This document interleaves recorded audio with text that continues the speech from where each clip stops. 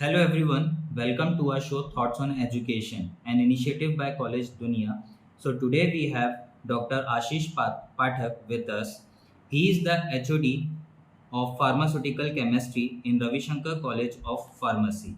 A hearty welcome to you, sir, on behalf of College Dunia, and thank you for giving your precious time to us, sir. Shall we start the interview? Okay, sir. My first question to you is, being a faculty and HOD of this department, what are your roles and responsibilities towards the students?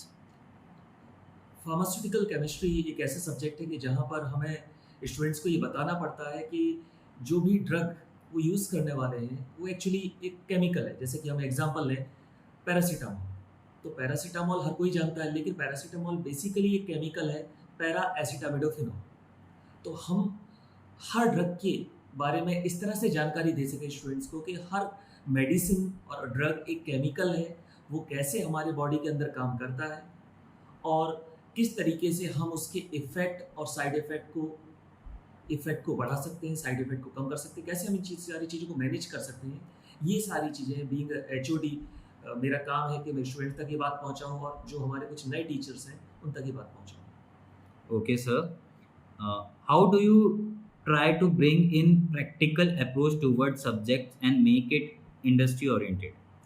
Actually जब आप देखेंगे तो एक बहुत बड़ा gap है जो colleges में पढ़ाया जाता है जो एक्चुअली इंडस्ट्री में हो रहा है।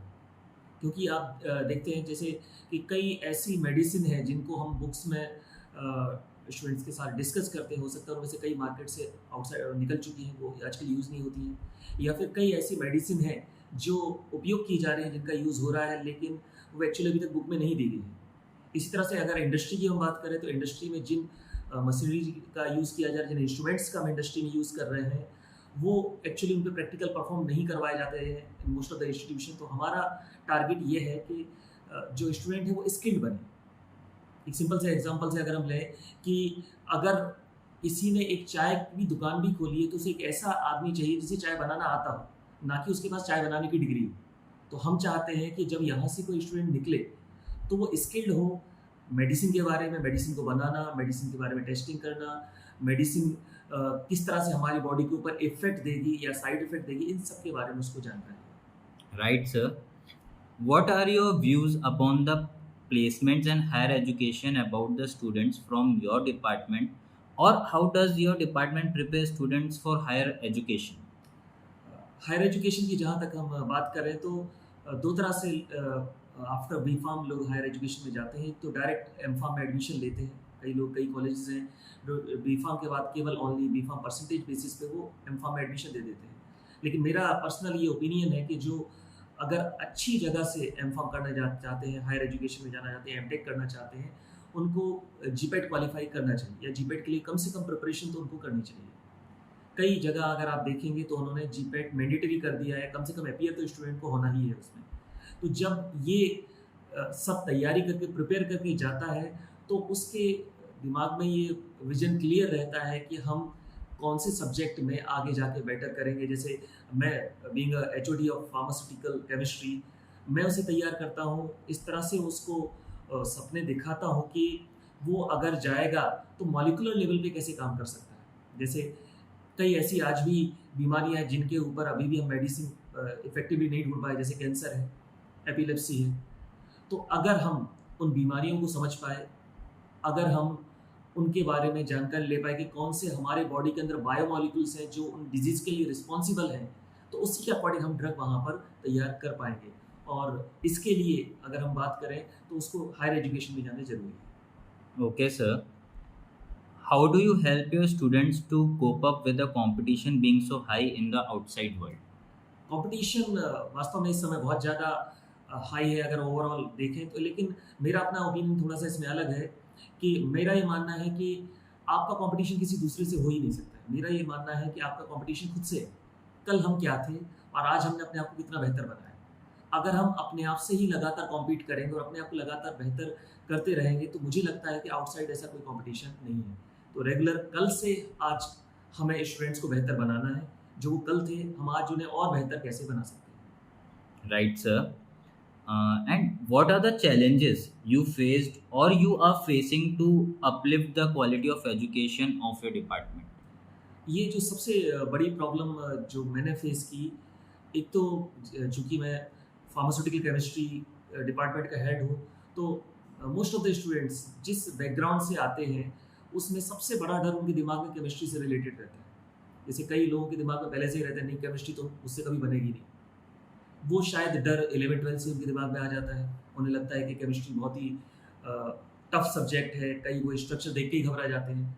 तो सबसे पहले तो उनके दिमाग में ये क्लियर करना कि केमिस्ट्री एक इंटरेस्टिंग सब्जेक्ट है। तो ये क्लियर करना, उनके पुराने जो भी थॉट्स बने हुए हैं या जो भी मिथ उनके दिमाग में है केमिस्ट्री से रिलेटेड, उसको पहले साफ करना, क्लीन करना, और उसके बाद फिर उसमें इंटरेस्ट डेवलप करना केमिस्ट्री के लिए। और खासकर जो रूरल बैकग्राउंड से आते हैं, उनके केमिस्ट्री पढ़ाना एक बहुत टफ चैलेंज हमारे लिए सभी के लिए हो जाता है। Right, sir. And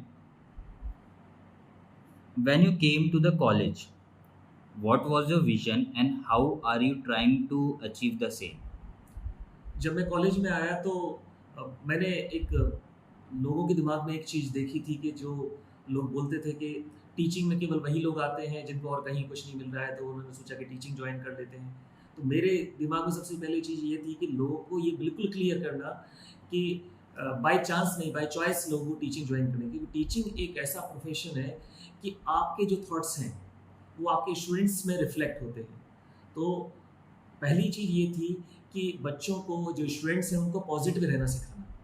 उनको सबसे पहली चीज़ ये सिखाना कि आप कर सकते हैं, और उसके लिए मुझे खुद पॉजिटिव होना ज़रूरी है। अगर मैं खुद पॉजिटिव नहीं हूँ, टीचर खुद पॉजिटिव नहीं है, जो आपका हेड है वो पॉजिटिव नहीं है, तो ना तो वो अपने स्टाफ में पॉजिटिविटी स्प्रेड कर पाएगा, और अगर वहाँ नेगेटिविटी स्प्रेड हुई तो वही बच्चों तक पहुँच पाएगी। तो मेरा विज़न था कि बच्चों के लिए एक एनवायरनमेंट क्रिएट करना, जैसा कि स्वामी विवेकानंद बोलते थे कि आप किसी पौधे को अपने आप से बड़ा नहीं कर सकते हैं। आप तो उसको खाद दे सकते हैं, पानी दे सकते हैं, लेकिन आप उसको खींच के बड़ा नहीं कर सकते। यही मेरा मानना है कि हम उन्हें एक एनवायरनमेंट दे सकते हैं और वो उस एनवायरनमेंट में अपने आप डेवलप होंगे। Rightly said, sir. And my last question to you is what valuable advice would you like to give to the students for them to have a prosperous career ahead? मैं केवल ये बोलना चाहूँगा कि जो भी करें, पूरी क्षमता के साथ करें, पूरा मन लगा के करें और पूरा प्यार करें जो भी आप कर रहे हैं। जब आप कोई भी काम पूरा मन लगा के करते हैं, आपको लगता है कि यार इस काम से मैं प्यार करता हूँ, तो आपको अपने आप सफलता मिलती है। आपको सफलता के पीछे भागने की ज़रूरत नहीं पड़ती है। आपको ये सोचने की ज़रूरत नहीं पड़ती है कि हम पैसे कितने कमाएँगे, क्योंकि लोगों का ये मानना है कि बाहर नौकरी नहीं मिलती है या नौकरी मिलना मुश्किल है। मुझे पर्सनली ये लगता है कि आज भी काम करने वाले लोगों की काफ़ी कमी है। तो अगर आप स्किल्ड हैं, अगर आपने काम अच्छे से सीखा है, मैं हमेशा अपने स्टूडेंट से बोलता हूँ, प्रोसेस इंपॉर्टेंट है, रिजल्ट इंपॉर्टेंट नहीं है। अगर आप प्रोसेस पे ध्यान देंगे तो रिजल्ट अपने आप बेहतर आएगा। अगर आप आज बेहतर तरीके से करेंगे तो अपने आप आपका कल बेहतर होगा। Right, sir, and process is a very important thing, sir. And I'm sure, sir, that the thoughts you have shared on our platform will be deeply beneficial and aspiring for all the students too, sir. Thank you so much for giving your valuable time to us, sir, and sharing your thoughts. Thank you so much, sir. Thank you.